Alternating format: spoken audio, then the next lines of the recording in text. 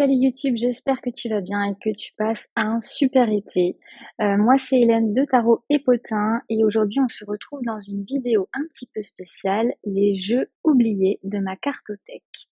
Alors, dans cette vidéo, il va y avoir principalement des jeux auto-publiés, même si là, je compte, il y en a deux qui sont issus du mass market.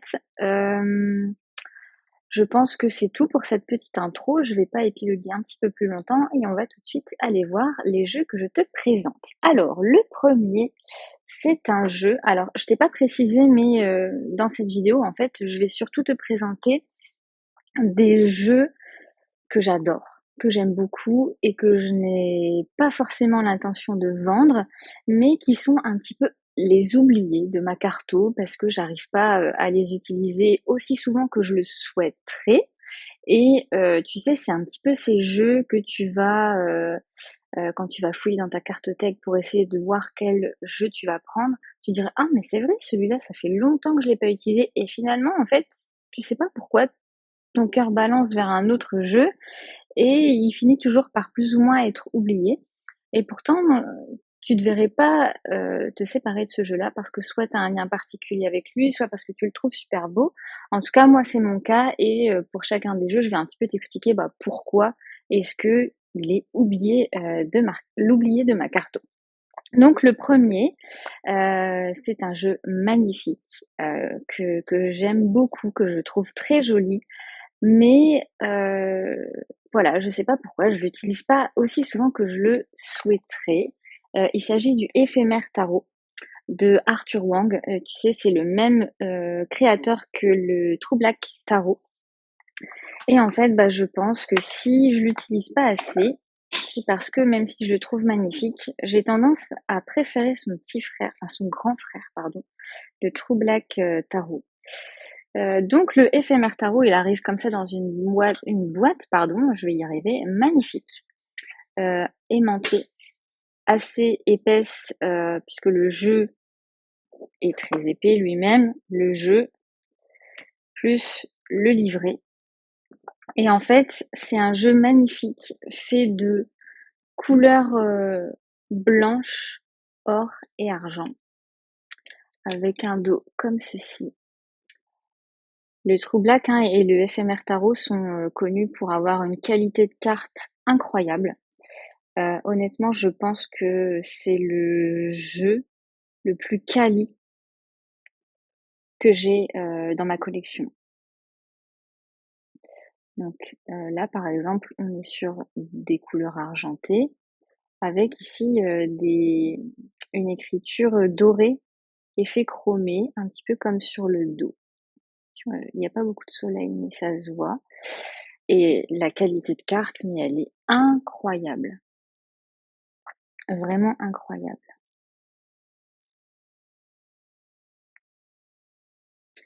Et en fait, je pense que si je l'utilise pas, comme je te disais, c'est parce que j'ai une petite préférence quand même pour le True Black. En tout cas, quand je sors un jeu d'Arthur Wang, je me tourne plus systématiquement vers le True Black que j'ai eu en premier, puisqu'il est sorti avant.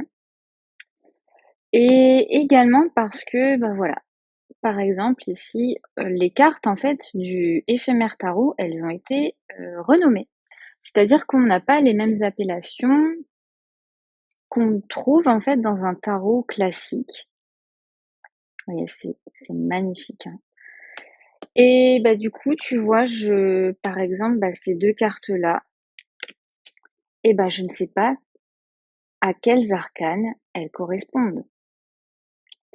Tout simplement, parce que finalement, on n'est pas non plus sur des images classiques du tarot Rider-Waite-Smith et on ne devine pas forcément à quelle carte correspond, à quel arcane, pardon, correspond les cartes. Donc il y a des fois où quand je faisais un petit peu de tri, je me posais la question quand même, est-ce que je le garde? Est-ce que je le vends? Parce que moi j'aime pas trop en fait avoir des jeux qui dorment sur mes étagères. J'aime bien quand il y a du mouvement et parfois il faut laisser la place à d'autres jeux. mais bah, j'y arrive pas. Par exemple, là, tu vois, on a la carte Crescendo. J'ai l'impression que c'est la carte du diable. Donc, heureusement qu'on a un livret pour aller vérifier un petit peu si j'ai raison ou pas. Alors, par exemple, là, on a la carte Crescendo. Bah, Dulces, par exemple. Celle de tout à l'heure. Il s'agit alors, 1, 2, 3, 4, 5, 6, 7, 8. Tu vois, la 8e carte. Ça veut dire que c'est quoi? C'est la force. Alors, tu vois, je suis obligée de lire, en fait, le livret pour essayer de voir à quelle carte elle correspond. Eh ben non, tu vois, c'est la carte du diable. Ça, c'est la carte du diable. Et tu vois, comme il n'y a pas de numéro, il n'y a rien, bah, c'est pas évident. Alors, celui-là qui ressemble à un diable, lui, je ne sais pas qui c'est. Et du coup, elles sont même pas dans le même ordre, tu vois, dans le livret. Crescendo.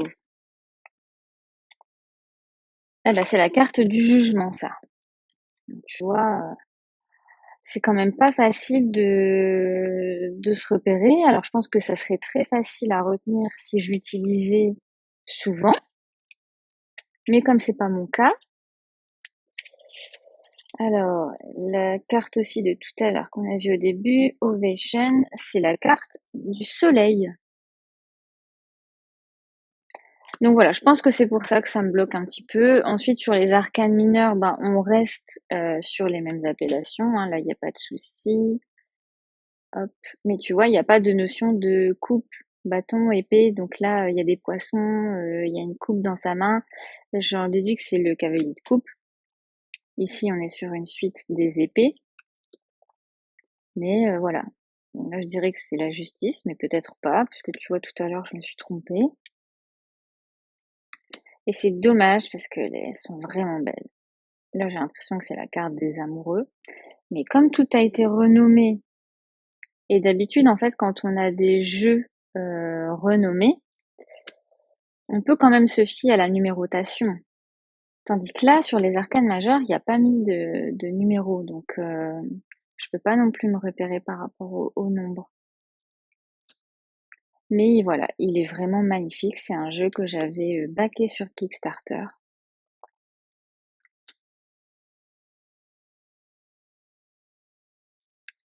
Après, ce qu'on pourrait lui reprocher un petit peu aussi, c'est d'avoir des personnages un peu trop beaux, un peu trop lisses, un peu trop parfaits. Puisque tu vois, bah, tout le monde est beau, tout le monde est musclé, tout le monde est svelte. T'as pas un pet de graisse ou une vergeture sur les corps. Ça peut aussi bloquer parfois certaines personnes. Que voilà. Après, c'est un parti pris, hein. Le Troublak, il est exactement pareil à ce niveau-là. Mais voilà, il n'empêche que je le trouve vraiment superbe. Donc n'hésite pas, toi, à me dire si tu as ce jeu dans ta collection. Est-ce que tu arrives à l'utiliser tant que ça? Et bah, si tu l'as pas acheté, tu peux me dire bah, pourquoi. Est-ce que c'est son prix? Puisque forcément, qualité de jeu irréprochable égale prix assez élevé pour les jeux de Arthur Wang. Ou est-ce que bah, tout simplement comme moi, c'est des cartes qui t'inspirent pas spécialement? Il y a des moments où on doit faire des choix aussi dans l'achat de nos jeux. Donc voilà, je t'ai presque montré toutes les cartes tellement, en fait, tu vois, comme je l'utilise pas souvent, j'ai l'impression que je redécouvre un petit peu le jeu à chaque fois que je l'ouvre. Ce qui signifie bien que je ne l'ouvre pas si souvent que ça. Mais j'arrive pas à me résigner de m'en séparer. Parce qu'il est vraiment trop trop beau. Je l'avais utilisé une fois, et je crois que la dernière fois vraiment que je l'ai utilisé, c'était à ce moment-là. Il y a 2-3 ans? Non, j'ai dû quand même l'utiliser entre-temps, mais la fois où j'ai Je l'ai vraiment utilisé sur un grand tirage. C'était ma roue de l'année. J'avais fait ma roue de l'année à l'époque où j'en faisais encore, avec le True Black et le éphémère mélangés en duo. C'était magnifique. C'est vrai que ça faisait vraiment une roue de l'année superbe. Et donc je trouve que c'est un jeu comparé au True Black qu'on ne voit pas souvent passer. Je pense que le True Black, il a eu beaucoup plus de succès que le éphémère. En plus, je m'étais dit, oh, c'est un tarot que je vais pouvoir bien utiliser après les fêtes de fin d'année où j'ai besoin de lumière, parce que moi je déteste, une fois que les fêtes sont passées, je déteste le mois de janvier. Et j'aime bien me réfugier comme ça dans des jeux un peu plus lumineux. Et je pensais vraiment qu'il trouverait sa place. Mais peut-être que le fait de te le représenter, de le ressortir, ça va me redonner envie de l'utiliser. Ça, c'est possible. J'ai déjà eu cet effet-là, en fait, avec d'autres jeux. Donc voilà pour ce magnifique mastodonte. Il y a aussi des cartes additionnelles sur Counterpoint, ça doit être la carte des amoureux. Et il y en a des cartes alternatives de hommes, de femmes. Là. Et ensuite, c'est juste les cartes de présentation que j'avais mis à part. Et donc le livret, il est quand même bien fourni. Hein. On a à peu près 2 pages par carte qui expliquent à quels arcanes majeurs se rattachent les choix qu'il a fait, les modifications qu'il a fait. Et pour les mineurs, on a une page par carte. Donc voilà pour ce premier oublié de ma carto. Le premier d'une longue liste. Ça va, je pense que la vidéo va faire son temps quand même, mais j'ai moins de 10 jeux, je pense, à te présenter. Alors, le suivant, on n'est pas du tout sur le même style de jeu. C'est un jeu sur lequel j'ai complètement flashé quand je l'ai vu en boutique, dans la boutique de Nicolas. Et je pense qu'il a eu quand même pas mal de succès. Il s'agit du Polyspectrum Tarot. Alors, j'ai l'édition, je ne sais plus comment elle s'appelle, ce qui est écrit sur la boîte. Alors, c'est la seconde édition. Mais tu sais, il y a plusieurs versions. Il y a la version effet miroir, il y a la version que tu peux colorer. Et moi, j'ai pris la version mat. Alors, j'adorais les couleurs, j'adore toujours les couleurs de l'édition miroir. Mais étant donné que je suis très très maniaque avec dans la vie et avec mes jeux, je sais que si j'ai plein de traces de doigts sur le dos des cartes et tout, ça va m'énerver, ça va m'agacer. Et c'est pour ça que j'ai pas choisi cette version-là et que j'ai préféré la version mat, parce que voilà, je déteste les jeux brillants. Je déteste. Mais j'avoue que les couleurs de la version brillante, elles sont très très jolies. Donc il arrive avec un dos, c'est la première fois que j'ai un jeu avec un dos comme ça full black, sans rien. Et c'est magnifique. Franchement, des fois on cherche compliqué, mais juste une base noire comme ça, je trouve ça magnifique. Donc il arrive avec les tranches noires, c'est pas moi qui les ai faites, hein. Et pourquoi je n'arrive pas à utiliser ce jeu? Je sais pas trop. Honnêtement, je sais pas trop. Je pense que c'est parce qu'il est très différent des interprétations classiques. Bien souvent, il a un parti pris qui sort de ce qu'on connaît un peu. Et je sais pas, je pense que je préfère par exemple utiliser... par contre, cette mort, je l'adore. Je l'adore, elle est vraiment trop trop belle. Je pense que c'est un jeu que je préfère utiliser comme... tu sais, par exemple, comme pour faire des haïkus, des choses comme ça. Mais en tirage, Bah, je l'utilise pas tant que ça. Je l'ai utilisé beaucoup au début quand je l'ai acheté. Et depuis, j'ai du mal à le ressortir quand même. Et pourtant, voilà, c'est un jeu que je trouve super, hein.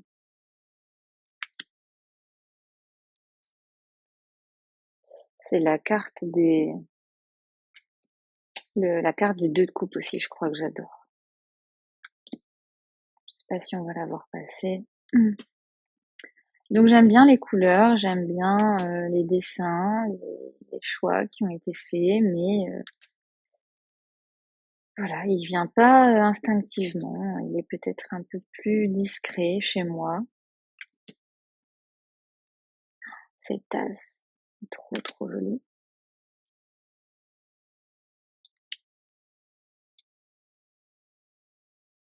Tu vois, par exemple là, le cavalier de coupe avec du rouge, j'ai un petit peu de mal. J'ai un peu de mal.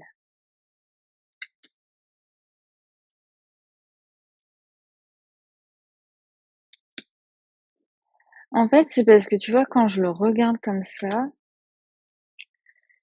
il me fait un peu déprimer. Ça, c'est pas un jeu qui donne la joie de vivre, hein. Et je me dis, là, tu vois, comme ça, c'est peut-être pour ça, pour cette raison-là, qui sort pas très souvent. Le vert pour les bâtons, ok.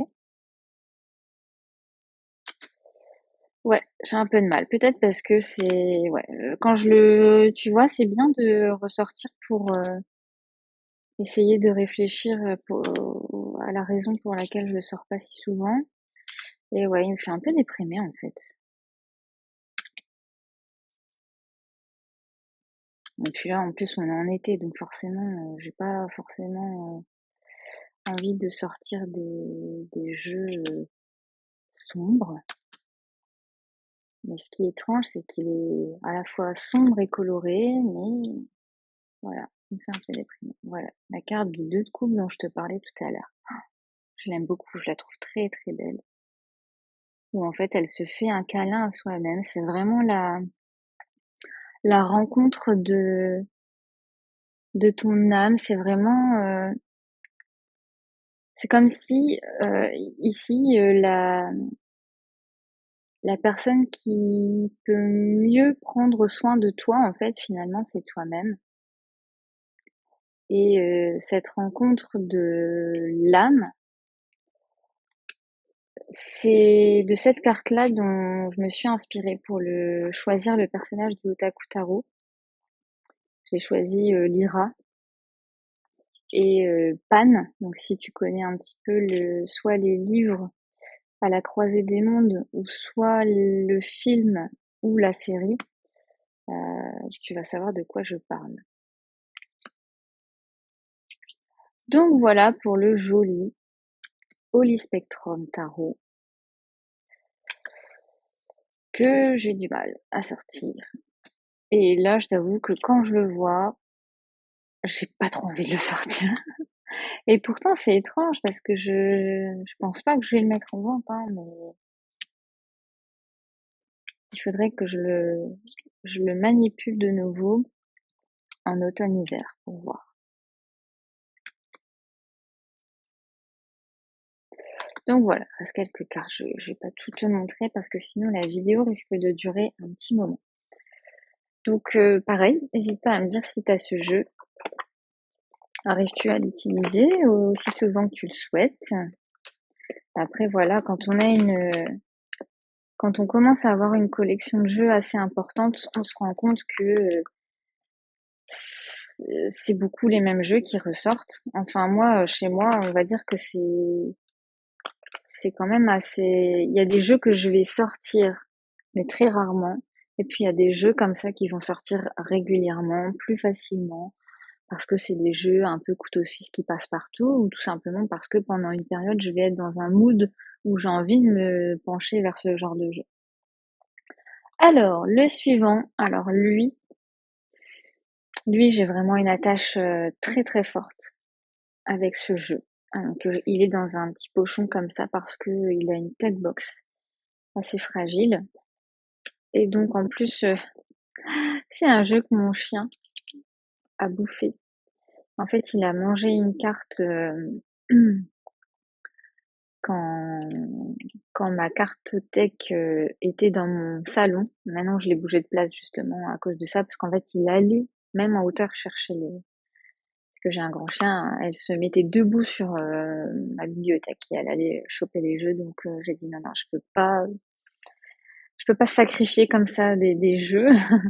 Et de ce fait, je l'ai racheté tout de suite. J'ai même pas cherché à comprendre. J'ai été sur la boutique du Salon des Arcanes et j'ai pris le dernier. À l'époque, je l'avais acheté directement à la créatrice, en plus, je pense.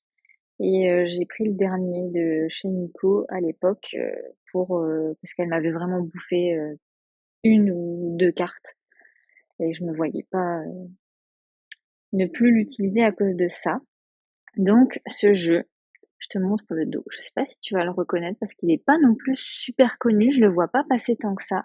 C'est The Future Ancestor Tarot de Lexa Luna, il me semble.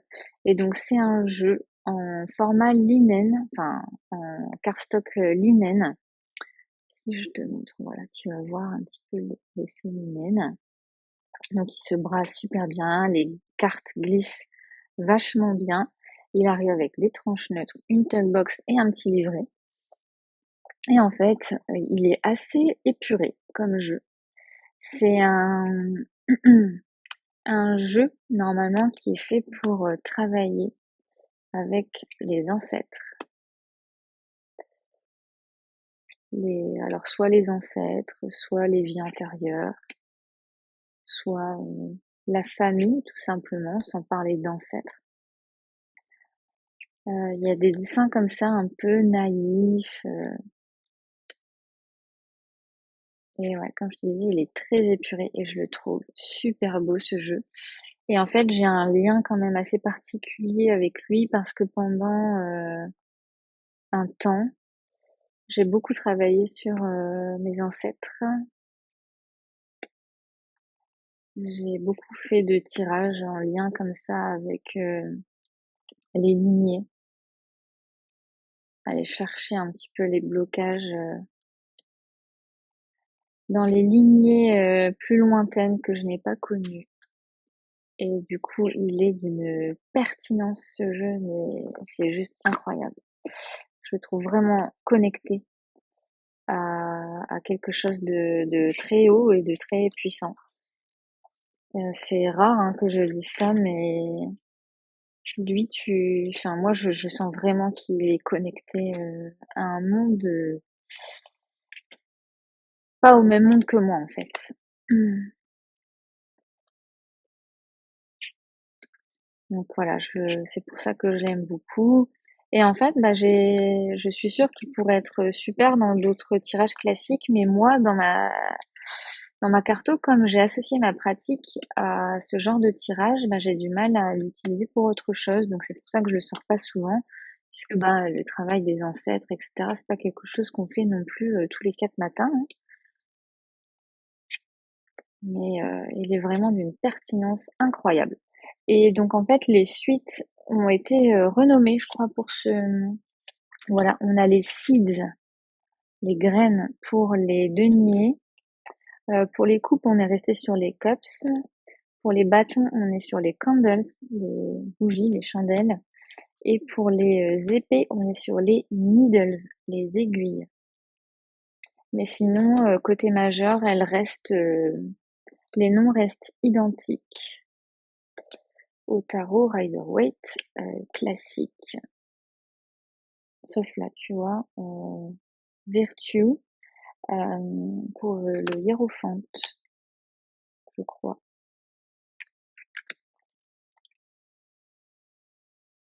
Donc tu vois, j'aime bien aussi le fait qu'il y ait très peu de couleurs. On n'a que du blanc, du gris, du noir et du vert. Ah, un petit peu de rouge aussi parfois. Je vois là. Un petit peu de rouge, un peu de jaune. Mais essentiellement du vert sur des couleurs très neutres, très basiques. Donc voilà, c'est un jeu que j'adore et je le vois pas passer si souvent que ça. Alors bah du coup peut-être qu'il plaît pas à tout le monde. Je pense pas que Nico en ait encore. Je saurais pas te dire. De toute manière, à chaque fois que je fais des vidéos comme ça où je te présente des jeux, en général, j'essaye de te mettre les liens directement dans la barre de description. Comme ça, si tu veux aller les chercher, comme j'ai plus facilement les noms en tête, t'as juste à cliquer sur le lien. Et quand il est en rupture, bah, je mets tout simplement pas de lien. Donc voilà pour ce jeu dont je ne me séparerai jamais, jamais, ça c'est sûr. Il est trop cher à mon cœur. Et en plus, je trouve que cette pochette, ce pochon lui va trop, trop bien. Avec un intérieur un peu vert kaki. Ça me fait penser au vert qu'on trouve sur les cartes. Donc voilà, pour ce troisième jeu, je reprends un petit coup de thé là parce que j'ai la gorge un peu sèche.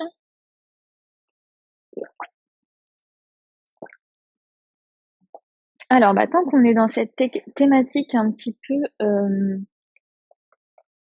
connectée, je vais te présenter le jeu suivant, qui est le Haptic Tarot. Pareil, un jeu que j'aime bien, et lui, pour le coup, je l'ai pas utilisé tant que ça. Alors, donc il arrive dans une boîte, je t'ai pas dit, mais une boîte cloche comme ceci, avec un intérieur basique. Donc c'est un jeu qui a été réalisé à l'aide de l'intelligence artificielle. Je le précise, hein, c'est le premier là que je te présente aujourd'hui qui est réalisé à l'aide de l'intelligence artificielle. Le éphémère tarot qu'on a vu tout à l'heure, on pourrait croire, mais non, pas du tout. Donc il arrive avec un livret assez basique, hein, très très petit, mais parce que c'est écrit aussi en tout petit et on n'a pas une page pour une carte, hein. Donc voilà, j'ai rien de spécifique à dire sur le livret. Il existe des petits tirages, mais je t'avoue que je sais pas de quel tirage il parle puisque je n'ai pas été le consulter. Donc il arrive avec un dos assez neutre comme ceci. Bon, j'aime bien, ça me va. Et en fait, moi j'avais eu une édition un peu abîmée, donc je l'avais eu un petit peu moins cher chez Nicolas. Hop, je sais plus à quel niveau il était abîmé, c'était assez minime hein, comme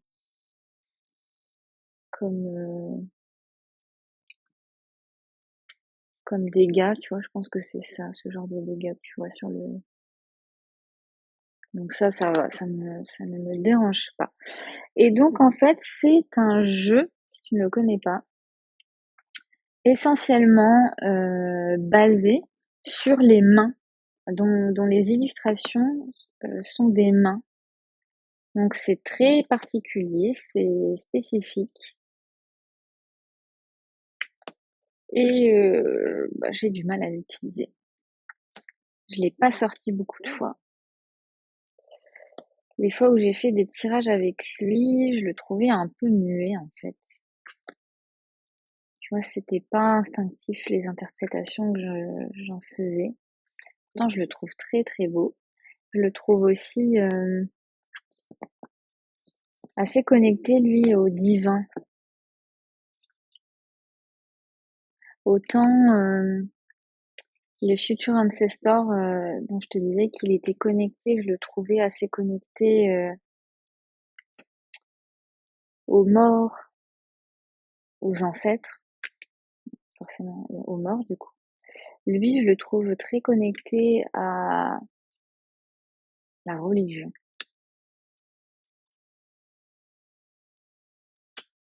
Donc, il peut ne pas plaire à tout le monde. Après, c'est le ressenti que j'en ai chez moi. Regarde le hiérophante, très très très religieux. On n'a pas toujours des hiérophantes comme ça, même si de base, la carte du pape est forcément une carte liée à la religion.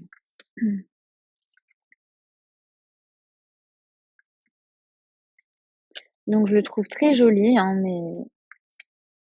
mais je ne le sors pas souvent.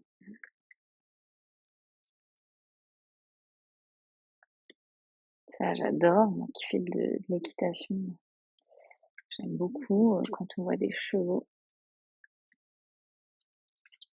Tu vois, avec cet aspect lumière comme ça qui vient d'en haut. La carte du jugement, hein.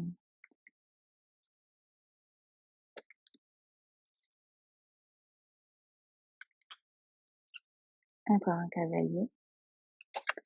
Il est très très joli. Lui, par exemple, tu vois, quand je le ressors comme ça et que je regarde les cartes, j'ai envie de lui redonner une chance.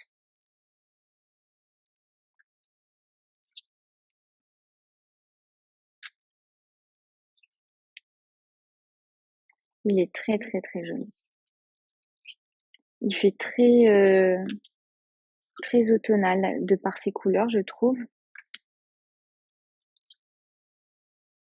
Tu vois, on a un peu cet aspect sépia. Enfin, je trouve que ça fait penser au sépia. La carte de la tour. On dirait que la tour vient de s'effondrer et que les gravats, la chute des gravats a provoqué une épaisse fumée dans laquelle on ne voit plus rien. Le fou, on reconnaît la fleur du fou, la fleur blanche, donc qui normalement, est-ce que c'est une rose normalement? Oui, c'est une rose, je ne sais plus.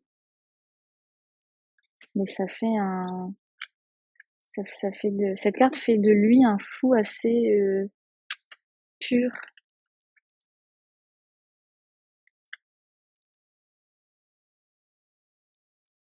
Et en fait, quand j'avais vu ce jeu, j'avais forcément flashé dessus parce que moi j'adore l'esthétique des mains. Tu vois, les mains, c'est quelque chose que je trouve très très joli. Et quand on voit en fait, les mains d'une personne peuvent énormément parler sur la personnalité de la personne, sur le métier de la personne. Alors, j'ai jamais fait de chiromancie, mais je trouve que les mains de leur aspect parlent beaucoup aussi d'elles-mêmes. Euh, quand je vois les vidéos d'Irena aussi, je sais qu'elle fait de la poterie et je trouve que ça se voit, elle a des mains à faire de la poterie. Enfin, je sais pas comment expliquer ça, mais c'est voilà, c'est pour ça que j'aime beaucoup les mains. Je te raconte un petit peu ma vie, mais je trouve que les mains, l'esthétique des mains sont très très parlantes. Et je pensais que le jeu allait me parler tout autant. Eh bien, visiblement, il faudrait que je retravaille un petit peu avec lui pour revoir cet aspect-là.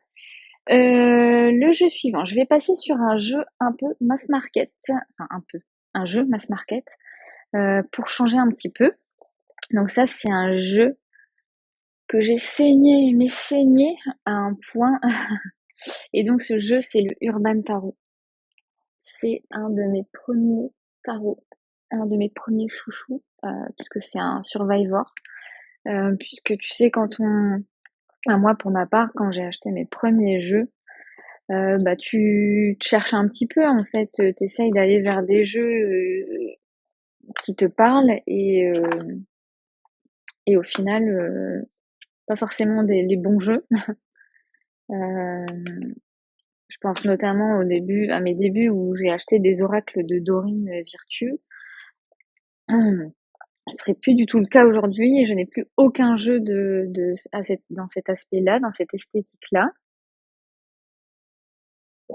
Et de fait, il y a beaucoup de mes premiers jeux que je n'ai plus. Alors j'ai encore le tout premier, qui était que j'aurais pu mettre d'ailleurs dans cette vidéo, qui est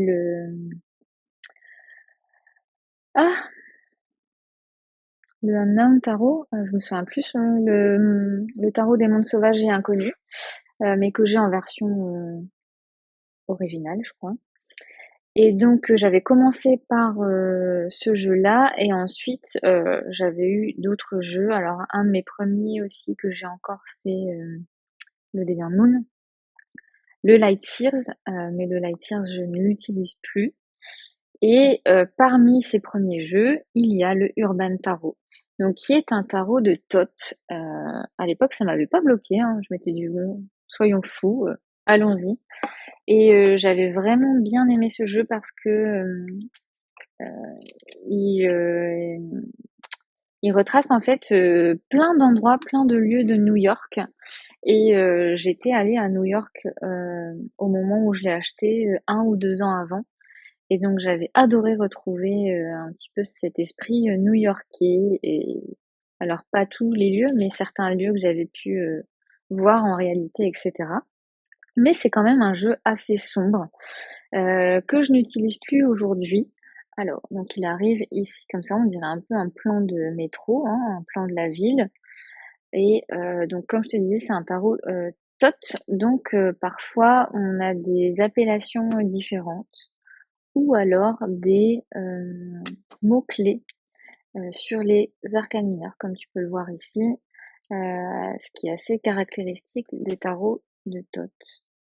Donc on n'a pas les valets,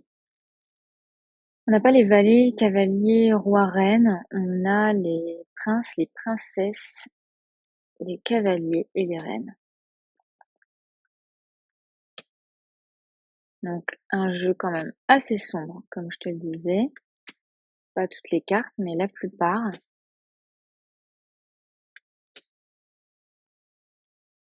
Et en fait, je l'utilise plus tout simplement parce que je l'ai tellement enseigné que je peux plus le voir en peinture.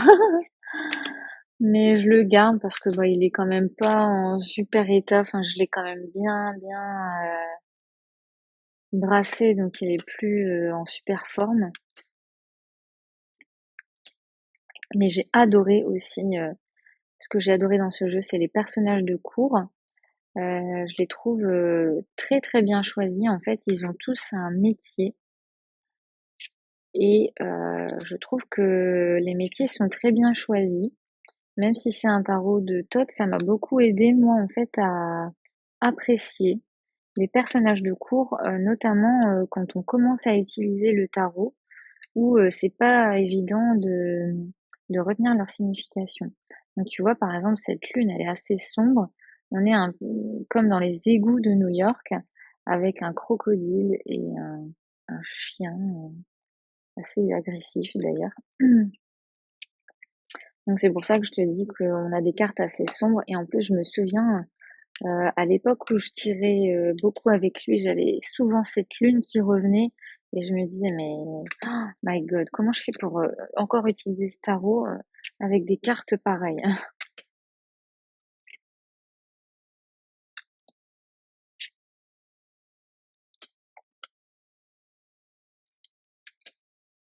Donc voilà, par exemple, tu vois ici pour le cavalier de bâton, donc qui est l'équivalent du roi de bâton hein, dans le TOT, hein, au niveau de la hiérarchie, on a la rockstar.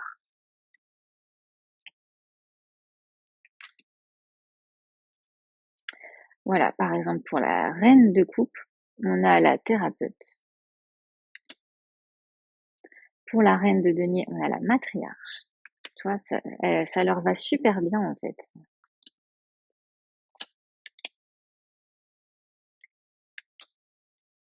Oh my God. Ça me faisait aussi beaucoup penser aux pompiers à l'époque de, du World Trade Center. Et donc en fait, ce jeu, il a été créé par Robin Scott.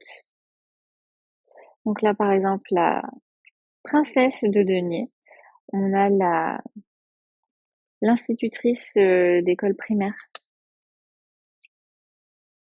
Pour la princesse de coupe, on a la costumière, celle qui crée les costumes.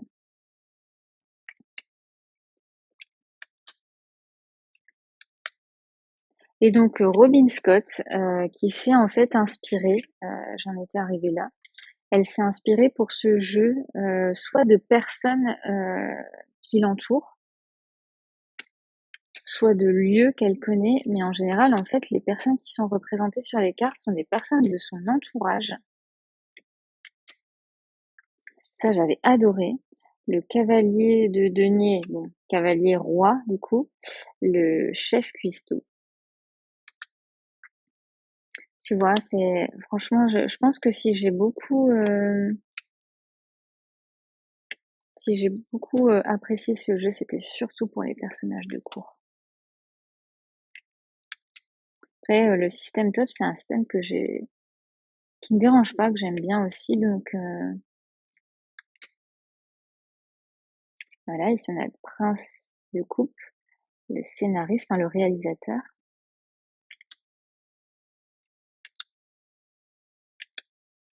J'aime beaucoup cette carte de la mort, même si elle est très très dure quand même, hein.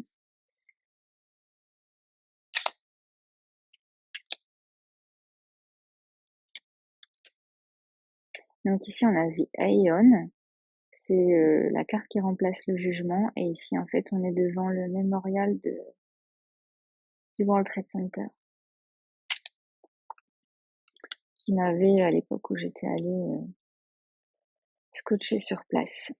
Pour la carte de la tempérance, on a la carte de l'art dans le tot. Donc voilà, je t'ai quasiment montré tout le jeu.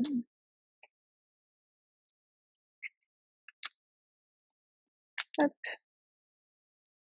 Ici, ça rappelle la carte de la mort qu'on a vue. Donc on a le 5 de denier qui est un peu le précurseur de la carte de la mort, on a l'impression.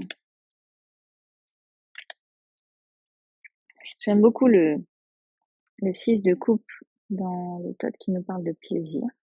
Et ici, on est plutôt sur un plaisir charnel, lié au plaisir de boire un petit verre à l'approche du week-end ou des vacances. Ah, le prince de bâton en tant que journaliste. Le 3 d'épée. Donc là, pareil, ce 3 d'épée, c'est un jeu qui a inspiré mon 3 d'épée dans le Otaku. Donc tu vois, il remonte à loin. Il remonte à loin parce que dans le livret, hein, Robin Scott explique que effectivement c'est une scène de Sui Ii. Je vais pas prononcer le mot pour éviter d'être signalée. Et c'est aussi ce genre de scène que j'ai choisi pour la carte du Otaku. Et là, pour la princesse d'épée, on a l'activiste, celle qui manifeste. Donc voilà, un jeu très très pertinent, même si je ne le sors plus beaucoup.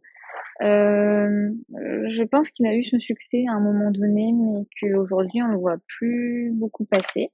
Peut-être que comme moi, il dort dans les cartothèques de chacun et de chacune. Ou alors il est juste passé de mode, je ne sais pas. Alors, là on va repartir dans un registre totalement différent. Sur un jeu auto-édité. Je ne sais même plus de quel artiste. Oui, c'est ça, de Emma Zhang. Et en fait, c'est le Dream of Nile Tarot. Là aussi, on est sur un jeu pépite et magnifique, hein. Quand je vous ai dit que c'était les pépites oubliées de ma carto, je vous ai pas menti, hein. On est sur de très très beaux jeux. Mais très beau jeu ne signifie pas forcément en fait qu'on va l'utiliser plus souvent. Donc, il arrive dans un coffret sarcophage. Je trouve que c'est super bien choisi avec la thématique puisqu'on est sur un jeu à la thématique égyptienne. Donc, la suite du coffret, donc on a le livret ici avec une momie, hop, et une boîte magnifique. Franchement, il est superbe. Et en fait, ça change vraiment des tarots sur l'Égypte qu'on peut trouver dans le commerce, qui sont un peu, faut le dire, un peu kitsch et un peu has-been, hein. Donc là, on est sur un dos bleu magnifique avec des scarabées. Il est vraiment trop trop beau. Des tranches dorées, où là, pour le coup, on se dit pas, mais pourquoi ils ont été foutre des tranches dorées là-dessus? Puisque dans l'Égypte, il y a beaucoup d'effets dorés comme ça, de dorure. Donc, ces tranches lui vont très très bien. On est sur un jeu avec des cartes assez souples finalement, puisque c'est du linnen.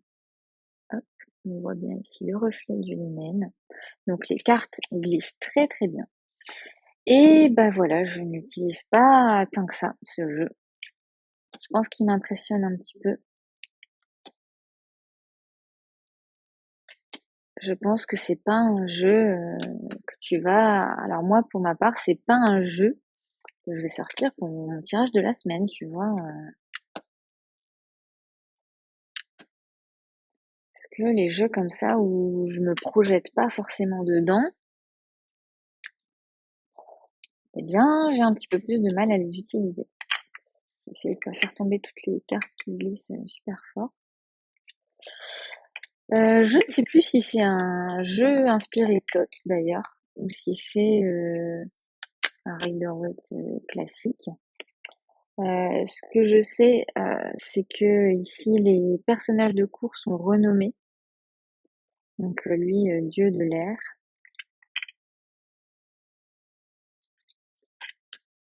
Déesse de la terre. C'est magnifique. Et en fait, ou alors peut-être que c'est le. Bah, je trouve les dessins magnifiques, hein, mais par exemple, j'ai eu l'autre jeu de Emma Zhang. Je me demande s'il s'appelle pas le Dream Vision Tarot, que j'ai revendu parce que j'accrochais pas en fait finalement avec l'esthétique des personnages.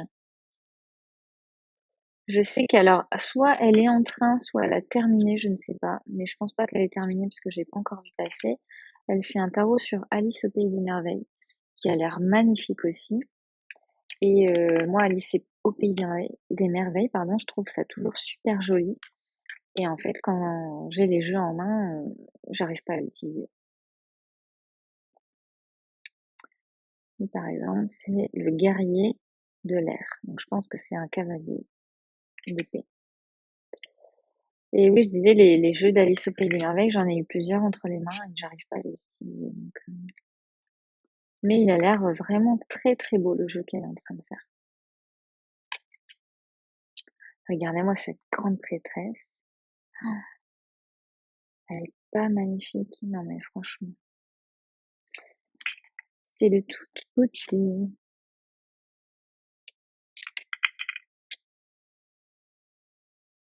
Tour, la déesse du feu.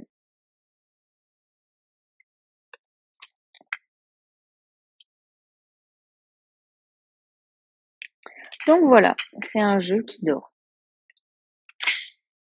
Et quand j'ai travaillé un petit peu là sur le e-book de Audrey Tarot de Londres sur la mort, je me suis dit bah je vais essayer de sortir celui-là.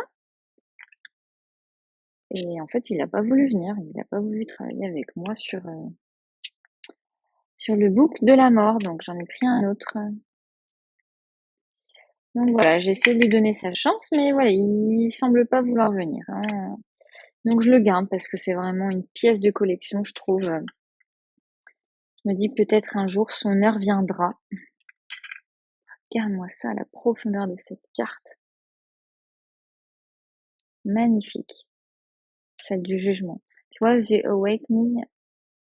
Donc je pense bien que ce soit un tot. C'est un tot. Enfin voilà, pour le Dream of Nile tarot. Un magnifique coffret. Je sais pas si Nicolas en a encore. Je sais qu'il fait son prix. Je pense pas qu'il en ait encore en fait. Il fait son prix aussi, hein. On paye les jolies cartes. Alors, le jeu suivant est en rupture d'édition. Mais la créatrice a créé une nouvelle version récemment et je pense qu'elle en a encore. Je pense qu'il y en a encore en vente. C'est le Stunning Tarot de Jonasa Joss. J'ai toujours peur d'écorcher son prénom. Jonasa Joss. Donc, moi j'ai eu la 3e édition. Et en fait, ce jeu, c'est un peu comme Urban, je l'ai saigné. Je l'ai saigné, je l'ai tellement utilisé. Donc il arrive avec un dos horrible, horriblement moche, rouge, avec des rayures noires. Tu ne sais pas pourquoi, tu sais pas ce qui lui est passé par la tête pour faire un dos pareil. Mais il a été tellement parlant et pertinent ce jeu. Moi, je l'ai quand même bien saigné là. Mais je l'adore, je l'adore. C'est un jeu que j'ai beaucoup utilisé pour le travail, étonnamment. C'est un jeu que j'ai beaucoup utilisé pour le management. C'était pas prévu, et je ne sais pas pourquoi. Il me challengeait beaucoup avec cet aspect un peu feu là, à prendre les rênes, prendre les devants, tirer les gens vers le haut, à m'affirmer un petit peu plus aussi. Donc il a des couleurs comme ça par suite. Il y a des inspirations égyptiennes dedans. Sur les bâtons, on est plus sur des sorcières, de l'ésotérisme. Sur les coupes, on est plutôt sur des inspirations. Bah oui, je pense que c'est plus la coupe, c'est plus l'Égypte, je sais plus. Les épées, on est sur des sirènes, tu vois, sorcière un peu chamane comme ça. Les coupes, tu vois, on est plus sur la partie égyptienne. Et ouais, il m'a beaucoup aidé ce tarot-là. Et je l'ai beaucoup utilisé. Et du coup, maintenant, j'en ressens moins le besoin. J'ai d'autres jeux que j'utilise pour le management et le travail, notamment le Otaku. Et de ce fait, il s'est un peu endormi, lui.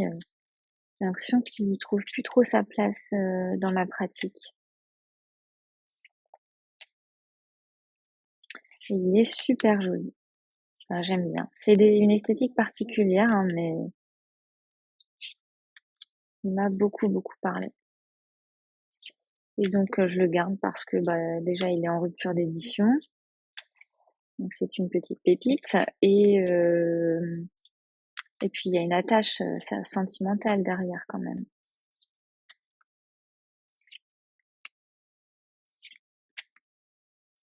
Donc voilà, donc je sais que elle a créé une nouvelle version, donc qui est totalement différente, hein, mais je pense qu'il s'appelle toujours le Stunning Tarot, avec des cartes qui n'ont pas du tout le même format. On est plus sur un format style Deviant Moon, tu sais, voire un peu plus avec des cartes beaucoup plus étroites et en longueur. Je crois que c'est Marie, alias Poussière de Tarot, qui l'a et qui l'a notamment utilisé pour le challenge actuel de Audrey.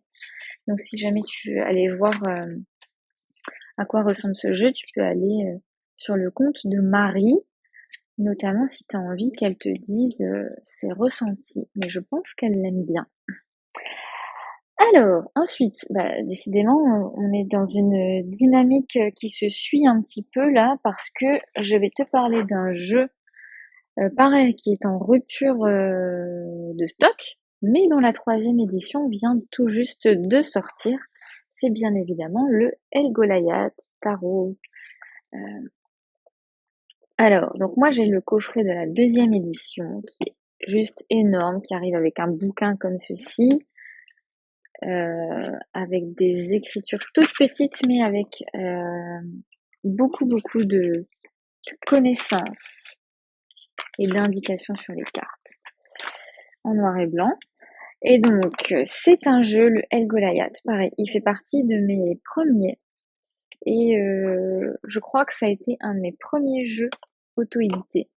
À l'époque, je l'avais même acheté avant, tu sais qu'on ait les frais de douane, etc. Qui nous font bien bip aujourd'hui. Et donc du coup, pour te dire à quel point, enfin, de quand ça date, Pareil, j'ai beaucoup d'attaches à ce jeu que je n'utilise plus beaucoup aujourd'hui. Regarde, j'avais même commencé à colorer certaines cartes oracle, parce qu'en fait, il arrive avec 78 cartes de tarot et je sais plus, une dizaine, je crois, de cartes oracle que je n'utilisais pas forcément. Et j'avais coloré certaines cartes oracle. Alors attends, je fais juste le tri pour te montrer les cartes de tarot. Donc il arrive avec un dos qui représente la carte de la mort, je crois. Des tranches noires. C'est pas moi qui les ai faites, hein, il arrive comme ça. Et donc c'est un jeu pareil, assez sombre. On a des cartes sombres et des cartes choupies, belles à regarder. Mais certaines sont assez dures émotionnellement. Donc c'est un jeu en noir et blanc. Je crois que c'est un des seuls jeux en noir et blanc que j'ai dans ma collection, qui fait incroyablement bien ressortir les dessins, je trouve. Bien, moi, ces ours. Donc là, on est dans la mignonnerie. Cette panthère, magicien, c'est magnifique. Donc on a soit des animaux, soit des paysages.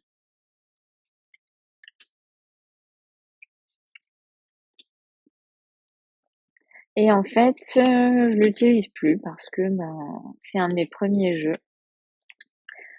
et que d'autres ont eu leur place. Et maintenant, j'ai un peu plus de mal à sortir. Mais c'est un jeu avec lequel j'ai beaucoup, effectivement, d'attaches sentimentales également. Voilà, donc là, on n'est plus dans la mignonnerie. On est dans les choses assez difficiles à regarder. Et oui, j'ai beaucoup d'attaches avec ce jeu parce que c'est un jeu que j'ai utilisé, notamment pendant la retraite tarot que j'avais fait avec Margot. J'avais eu des résultats assez impressionnants. Aïe, aïe, aïe. Et donc voilà pourquoi je suis attachée aussi à ce jeu.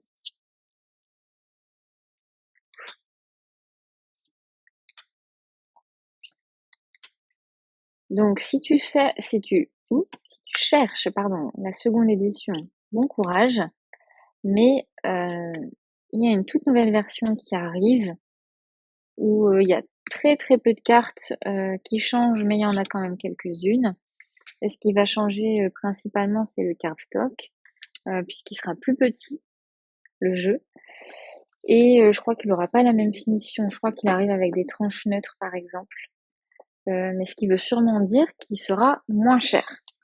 Donc voilà, pour le El Goliath, une pépite de ma carto que j'aime beaucoup, mais que je ne ressors plus pour le moment.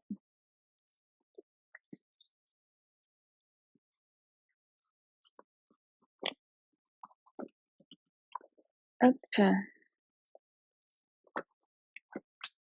Voilà, désolée, je prends le temps de le ranger correctement.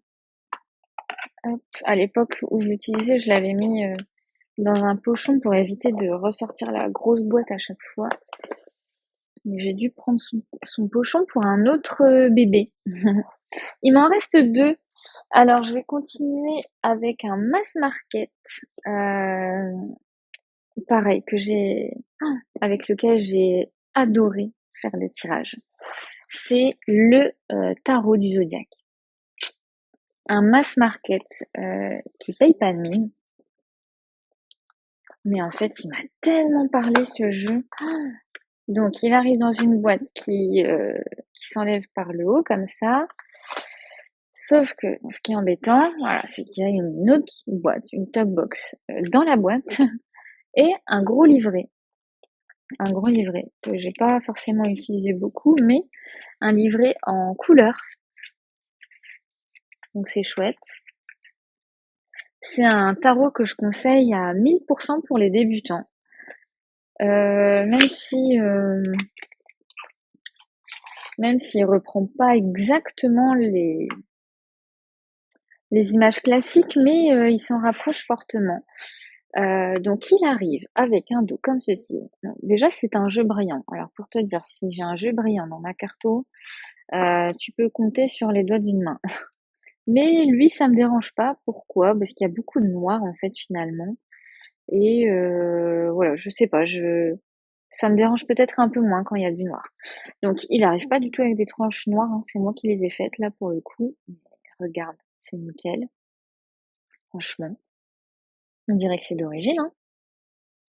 Donc moi, mes tranches colorées, je les fais avec les Pro Markers. Et en fait, franchement, il est mais trop trop beau.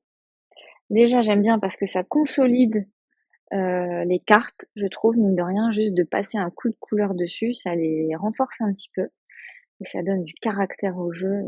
Ça change toute l'esthétique d'un jeu. Donc, c'est un jeu avec des correspondances astrologiques. C'est pour ça qu'il s'appelle d'ailleurs le tarot du zodiaque. Donc, il a été créé par Cecilia Latari et illustré par Anna Chavez. Anna Chavez qui est assez connue dans le monde du tarot. Alors, je saurais plus te dire quels autres jeux elle a illustrés, mais je sais qu'elle en a fait quelques-uns. Et donc, pour chaque arcane mineur, tu vas retrouver la planète et le signe associé à la carte. Donc, rien n'est fait au hasard, hein. Ils ont simplement repris les correspondances de la Golden Dawn. Et donc, ça nous donne par exemple le 8 de coupe, Saturne en poisson. Et en fait, comme j'ai beaucoup utilisé à un moment donné l'astrologie dans mes interprétations du tarot, eh bien, ça m'a beaucoup aidé. Parce que autant je connaissais les correspondances astrologiques et planétaires par cœur pour les arcanes majeurs. Je ne les connaissais pas par cœur pour les mineurs. Je savais forcément que dans la suite des coupes, on avait les signes d'eau, mais je ne savais pas forcément quelle planète et quel signe à un moment donné. Donc ça m'a beaucoup aidé à retenir les correspondances des mineurs à force de les voir. Et en fait, c'est un jeu que j'ai beaucoup utilisé dans ma roue de l'année, parce qu'à un moment donné, je faisais une roue de l'année non prédictive, c'est-à-dire que je tirais une ou plusieurs cartes par maison. Par exemple, pour la maison 1, c'était le mois où j'en suis actuellement, moi, dans mon énergie, dans ma personnalité, etc. La maison 2 pour le taureau, où j'en suis dans mon monde matériel. Hein, tu vois, en fait, c'était surtout pour faire un état des lieux. Ça fait longtemps d'ailleurs que j'ai pas refait ce tirage et j'aimais bien utiliser ce jeu-là pour ce genre de tirage et il était super super pertinent. Donc tu vois, je le conseille quand même aux débutants parce que il est quand même assez lisible, assez facile à interpréter. Et d'ailleurs, je l'ai aussi utilisé pour faire je fais pas des tirages aux autres tous les jours, mais c'est un jeu que j'ai beaucoup utilisé pour faire des tirages aux autres. Et donc, valeur sentimentale, parce que mes tirages avec lui ont été magnifiques. Et en plus, c'est mon conjoint qui me l'avait offert. C'était un de mes cadeaux de Noël. Et donc, du coup, valeur sentimentale, je ne m'en séparerai pas. Et je l'adore. Franchement, c'est parfois surprenant parce que moi, je m'attache beaucoup plus en général au tarot auto-édité parce qu'ils ont une très bonne qualité de cartes, etc. Et donc, quand j'ai une qualité, alors je dis pas que c'est une qualité pourrie, loin de là, mais quand c'est une qualité peut-être inférieure et surtout une qualité, moi, que je prêche pas forcément avec des cartes brillantes, etc. et que je vois que j'arrive à m'attacher au jeu, c'est que vraiment, en fait, il se passe quelque chose entre lui et moi.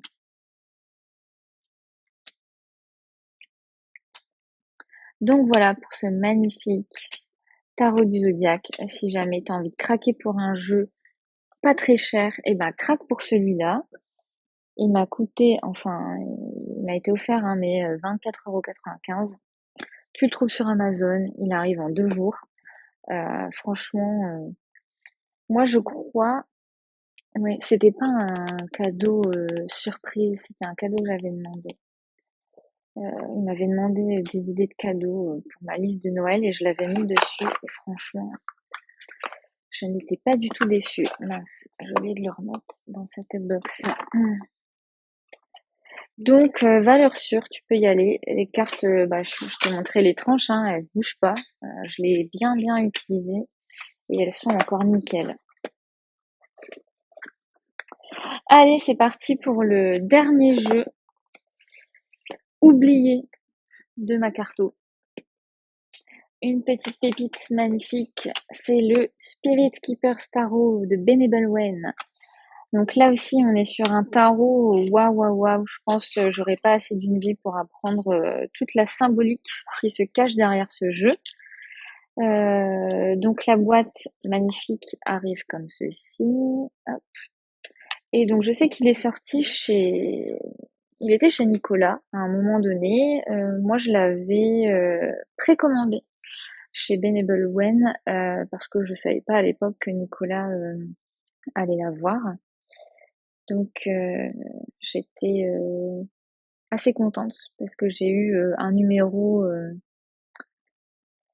qui est quand je fais la réduction. En fait, quand j'ai des jeux comme ça numérotés, j'aime bien aller réduire le nombre pour aller voir à quel arcane majeur ça correspond. Et ce que j'aime bien avec ce jeu, c'est qu'il a numéro 18, je crois.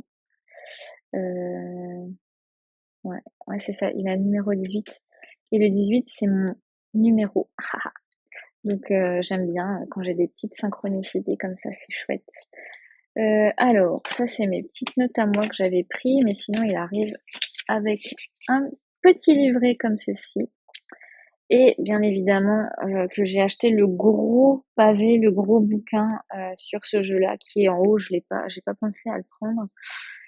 Et c'est pour ça que je te dis qu'on n'a pas assez d'une vie pour apprendre. Je sais pas comment Benevolwen fait pour écrire des bouquins aussi gros, sachant qu'elle est dans la vie également avocate. Je ne sais pas, je crois que cette femme ne dort pas. Et donc, on a 2 cartes supplémentaires qui remplacent les cartes du fou. Et en fait, c'est ça ma petite note, c'est que on a le keeper, ça représente le fou pour interagir avec les esprits et la médiumnité. Donc, si tu as envie de faire un tirage relatif à ça, tu mets cette carte-là du fou dans ton jeu. On a le seeker, c'est un peu quand on se sent perdu, qu'on souhaite obtenir des réponses directes, apprendre mes chemins déjà entrepris, c'est ce que j'ai écrit. Et ensuite, on a le initiate que moi j'ai mis dans mon jeu, c'est la nouvelle quête, le nouveau voyage, le nouveau cycle. Donc on a 3 cartes différentes du fou. Alors, donc il arrive avec un dos comme ceci. J'adore le dos, il est trop trop beau. Des tranches dorées. Et alors ici, on a beaucoup d'éléments. Alors déjà, tous les arcanes ont été renommés, toutes les cartes ont été renommées. Ici en haut, on a un élément astrologique. Ici, par exemple, on a le signe de l'air. Et ici, par exemple, Mercure. Ça, je ne sais plus ce que c'est comme signe, tellement il y a de choses à apprendre. Ici, on a un trigramme. Les trigrammes, c'est ce qu'on retrouve dans le Viking. Donc, on a une partie d'un trigramme. Les 3 barres pleines, par exemple, bon, je sais plus comme ça, là, de tête à quoi ça fait référence. Est-ce que c'est pas montagne? Je ne sais plus. Enfin bref. Et ici, on a les 3 points, là, par exemple, je ne sais plus ça à quoi ça correspond. Et par exemple, ici, on a l'initiate, donc c'est le fou. Et en dessous, on a une petite phrase, un petit mot-clé, c'est Spirit in search of experience. L'esprit est en recherche d'expérience. Donc je crois qu'on a ça, ouais, surtout les arcanes majeures. Par exemple, ici le mage, le magicien. On a Divine Powers of the Mortal Spirit. Le pouvoir divin de l'esprit mortel. Donc, et après, on a toute une symbolique derrière les dessins de Benevolwen, les couleurs, rien avec cette femme n'est choisi au hasard. C'est une vraie reine d'épée. Une vraie reine d'épée qui, je pense, cette femme pourrait m'apprendre des millions de choses sur le tarot. Sauf que c'est quand même très très théorique, donc c'est pas facile à lire. Et du coup, je m'en sers peu parce qu'il est très très chargé. Mais je le trouve très joli. Il y a beaucoup aussi de correspondances égyptiennes dans ce jeu, je trouve. Pas que, mais beaucoup de correspondances égyptiennes, orientales. On a même des choses qui datent un peu de la Rome antique. Donc j'aime beaucoup, il est très joli, mais voilà, c'est pas un jeu que je sors comme ça. Des jeux assez fournis et très impressionnants, je les sors pas comme ça, quoi. Et là, tu vois, je l'avais remis dans l'ordre. Oui, c'est ça que je voulais t'expliquer. Je l'avais remis dans l'ordre parce que il y a pas très longtemps, là, j'ai entamé un travail avec le Yiking. Et en fait, pour chaque carte du Yiking, j'essaie d'associer des cartes de tarot. Et quand j'ai commencé à le faire, je me suis dit, mais c'est vrai qu'il y a Benevolwen qui a fait un genre de travail comme ça. Alors elle, du coup, elle associe pas un symbole du Yiking parce qu'elle, elle met qu'un trigramme. Dans le Yiking, un symbole, c'est deux trigrammes qui sont superposés. Donc c'est pas la même chose. Mais par curiosité, j'avais remis tout le jeu dans l'ordre pour aller voir quelles associations elle faisait avec quelles cartes du tarot. J'étais assez surprise parce qu'il y en a pour lesquelles je m'y attendais pas du tout. Donc voilà, un très très beau jeu, encore une belle pépite, mais voilà, les belles pépites, on les sort pas si souvent que ça. Donc voilà, j'en ai terminé pour cette vidéo. N'hésite pas à me dire, toi, ça m'intéresse de savoir quelles sont les pépites oubliées de ta carto, pépites oubliées dont tu ne te séparerais pas, ou justement, si tu es en phase de te séparer justement de certains jeux parce que tu trouves que tu ne les utilises pas assez, ça fait du bien parfois de faire un peu de ménage dans sa cartothèque. Donc, je t'embrasse bien fort, je te dis à très bientôt pour une prochaine vidéo. Je t'embrasse et je te souhaite un très bel été. Ciao ciao!